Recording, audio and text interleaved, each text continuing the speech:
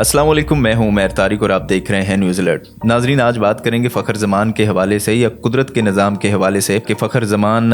جنہوں نے پاکستان کرکٹ کو ورلڈ کپ میں ایک نئی جہت بخشی ہے اور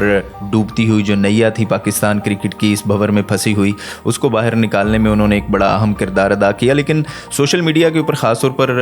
ایک حوالے سے بڑی بات ہو رہی ہے کہ فخر زمان آیا کہ فوجی ہیں اور کیا وہ ابھی بھی فوج میں ہیں یا ان کا تعلق کس ڈپارٹمنٹ سے ہے۔ آج ان کے کیریئر کے اوپر اور ان کی جو اسٹرگل ہے یا ان کی جو لائف سٹوری ہے اس کے اوپر بات کریں گے اور آپ کو بتائیں گے کہ فخر زمان واقعی پاک نیوی کے ایک سپاہی تھے، لیکن اب ان کے پاس ایک لیفٹیننٹ کا رینک ہے اور یہ سپاہی سے لیفٹیننٹ کا جو سفر تھا وہ کیسے ممکن ہوا، آج کے ولاگ میں آپ کو تفصیلات سے آگاہ کریں گے۔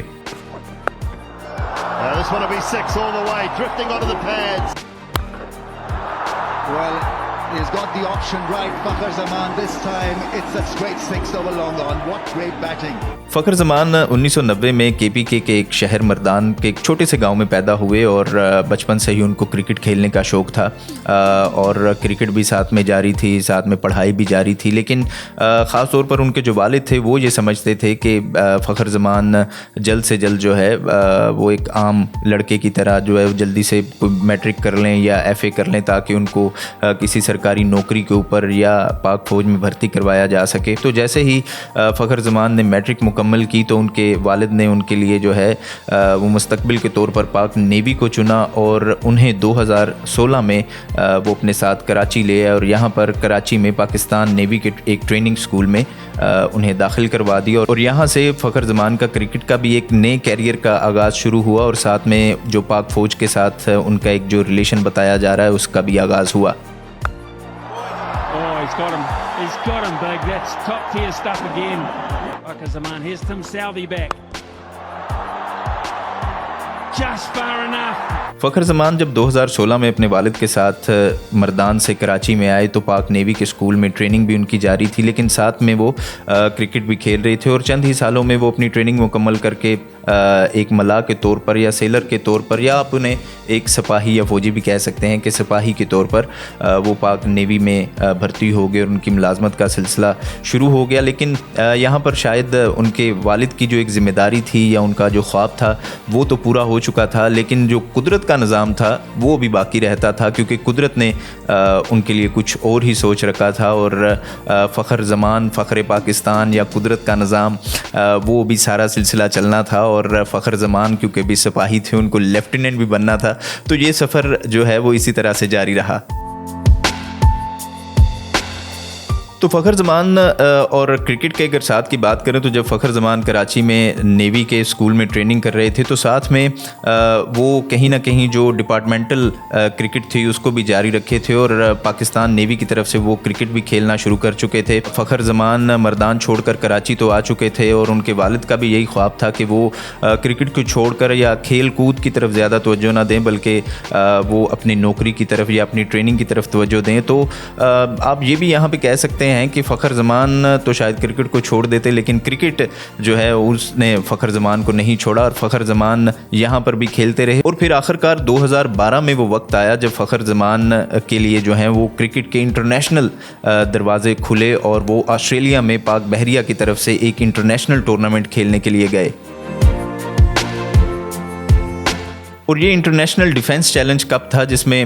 دنیا کے مختلف جو افواج تھیں جن کا تعلق مختلف ممالک سے تھا ان کی طرف سے جو ہے وہ ٹیمز یہاں پر آئی ہوئی تھیں اور فخر زمان نے جو یہاں پر کارکردگی کا مظاہرہ کیا اس کے بنا پر انہیں پلیئر آف دی ٹورنامنٹ کا جو ہے وہ ایوارڈ ملا۔ اب جب فخر زمان یہاں سے واپس آ رہے تھے آسٹریلیا سے پاکستان تو ان کے لیے جو ہے راستہ وہ بڑا کلیئر تھا کہ انہوں نے اب کرکٹ ہی کھیلنی ہے اور کرکٹ کی طرف ہی فوکس کرنا ہے۔ لیکن یہ فیصلہ شاید جو ہے وہ اتنا آسان نہیں تھا کیونکہ نوکری چھوڑنی پڑنی تھی اور اس کے علاوہ آگے کرکٹ میں ان کا کیا مستقبل ہوگا اس حوالے سے بھی ان کو علم نہیں تھا۔ لیکن یہ جو شوق تھا اور خواب تھا اس بدولت 1 سال لگا تقریباً فخر زمان کو یہ فیصلہ کرنے میں اور انہوں نے ایک درخواست دی اور اس درخواست کی بدولت جو ہے انہیں پاک نیوی سے چھٹی مل گئی اور پاک نیوی کو چھوڑ کر انہوں نے کرکٹ کا راستہ چن لیا یا اپنے خوابوں کو پورا کرنے کے लिए रास्ता चुन लिया, क्योंकि वो हमेशा से यही चाहते थे कि वो पाकिस्तान के लिए इंटरनेशनल लेवल पे नुमाइंदगी करें या पाकिस्तान की टीम में शामिल होकर पाकिस्तान का नाम रोशन करें। क्योंकि यहाँ पर पाक बहरिया में वो क्रिकेट तो खेल रहे थे, लेकिन वो बी क्लास के टूर्नामेंट से या बी क्लास क्रिकेट थी, लेकिन वो ए क्लास क्रिकेट नहीं खेल सक रहे थे यहाँ पर। तो इसलिए उन्होंने ये फ़ैसला किया, और 1 साल बाद मुश्किल फ़ैसला था, घर वालों की मशावरत से और अपने कोलीग्स और ऑफिसर्स की मशावरत से उन्होंने ये फ़ैसला किया और अपनी नौकरी को खैरबाद कह दिया। लेकिन ये सफ़र यहीं पर ख़त्म नहीं हुआ, दोबारा से उनको नेवी ज्वाइन करने का एक दफ़ा फिर मौका मिला, वो भी आपको आगे चल के इस कहानी में ज़रूर बताएंगे। It's gone further. That is remarkable contact. Fakhar playing the same way what he was playing before the rain break. Oh, that's gone miles. Absolutely gone miles. 2013 के बाद जब फ़खर ज़मान ने फ़र्स्ट क्लास क्रिकेट खेलना शुरू की तो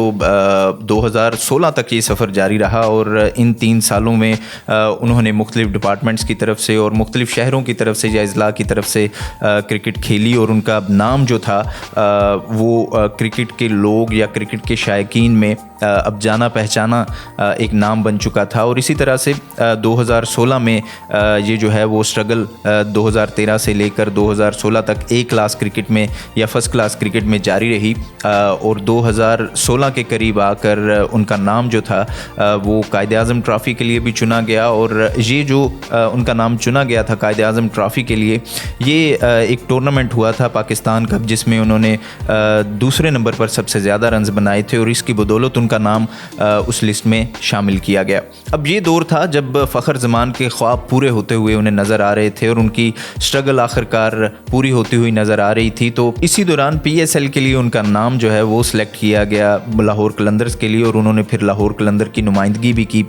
PSL में, और ये सिलसिला फिर जारी रहा और मिकी आथर की नज़र उनके ऊपर पड़ी, और फिर 2017 में उन्हें सिलेक्ट किया गया कौमी T20 क्रिकेट टीम के लिए, और उन्होंने फिर 2000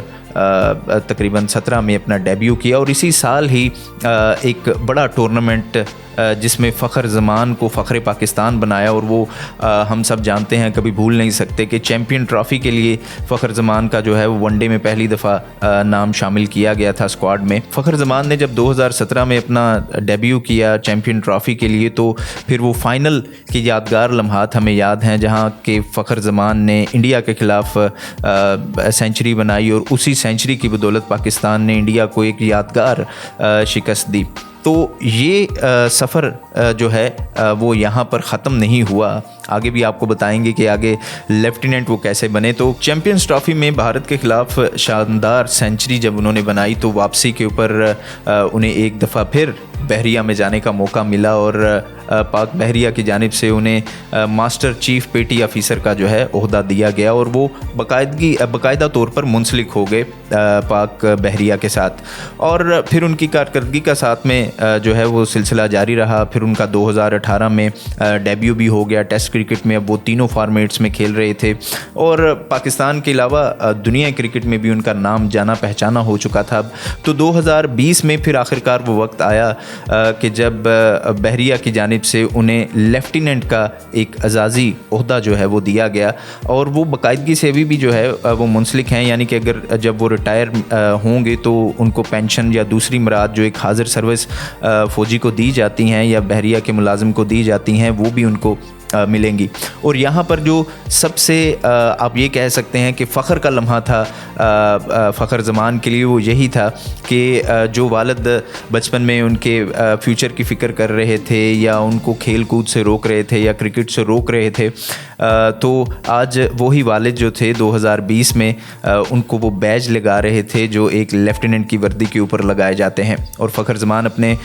मुख्तलिफ़ इंटरव्यूज़ में इन जज्बाती मनाज़र का ज़िक्र भी कर चुके हैं, और वो ये कहते हुए भी नज़र आए हैं कि वो जो लम्हा था जब उनके वालिद ने अपने हाथों से मुझे लेफ्टिनेंट के बैजेस लगाए या एजाज़ लगाए, तो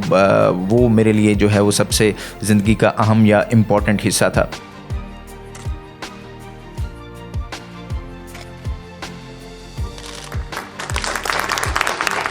تو یہ سفر ابھی بھی جاری ہے فخر زمان کا, اور پھر نیوزی لینڈ کے خلاف اگر بات کی جائے تو اس میں تو ہم سبھی جانتے ہیں کہ فخر زمان کی صورت میں ہمیں قدرت کا نظام